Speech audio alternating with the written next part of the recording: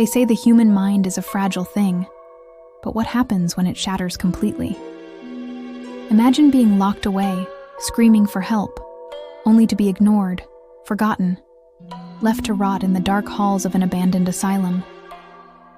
What if those screams never truly stopped?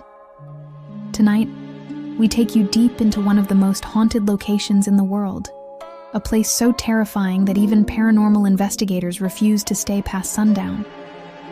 This is the story of Pennhurst Asylum, an institution built on suffering, fear, and death. And if you think the dead can't talk, here's why you should think again. Pennhurst Asylum, located in Spring City, Pennsylvania, first opened its doors in 1908. It was designed to house the mentally ill, the physically disabled, and those deemed unfit for society. But as time passed, Pennhurst became less of a hospital and more of a prison. Overcrowding, abuse, and horrific conditions turned it into a living nightmare. Patients were chained to their beds, left naked in freezing rooms, and subjected to cruel medical experiments. Electroshock therapy was routine, and lobotomies were performed with reckless abandon. The screams of those who suffered here echoed through the corridors, screams that some say can still be heard today. In 1987, after decades of reported abuse, Pennhurst finally shut its doors. But just because the patients left doesn't mean the asylum was ever truly empty.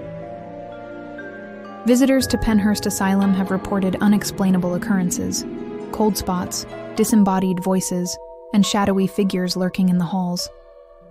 Paranormal investigators have captured EVPs, electronic voice phenomena, where voices whispered chilling words like, "Help me," and "Get out."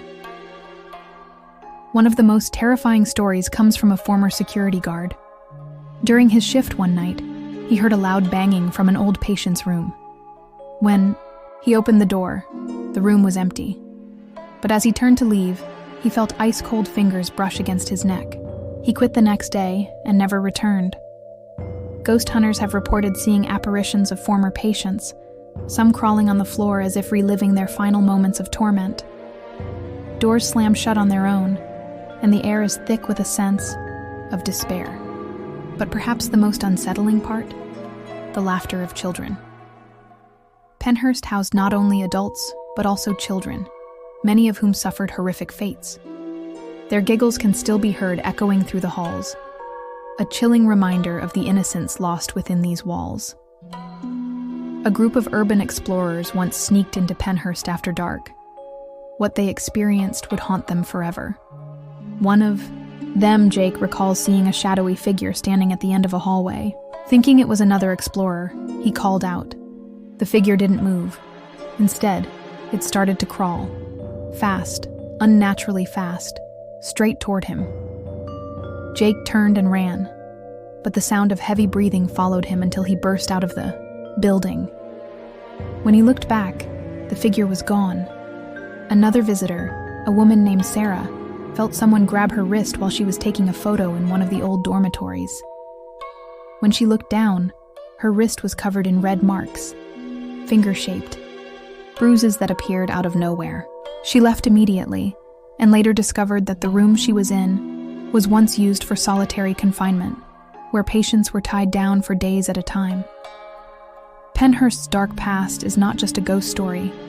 It's a reminder of how mental health patients were once treated. The asylum was a place of suffering, where people were discarded and forgotten. Today, as we explore places like Pennhurst, we must remember the real pain that existed there. But the question remains, if so much suffering happened in one place, does that energy ever truly disappear? Or does it linger, waiting, watching, reaching out for the living? So, what do you think? Do spirits still haunt the halls of Pennhurst Asylum? Or are these just stories created by our fear of the unknown? If you enjoyed this terrifying history of Pennhurst, let us know by hitting the like button. Share your thoughts in the comments. Have you ever experienced something paranormal? And don't forget to subscribe for more spine-chilling stories of the world's most haunted places.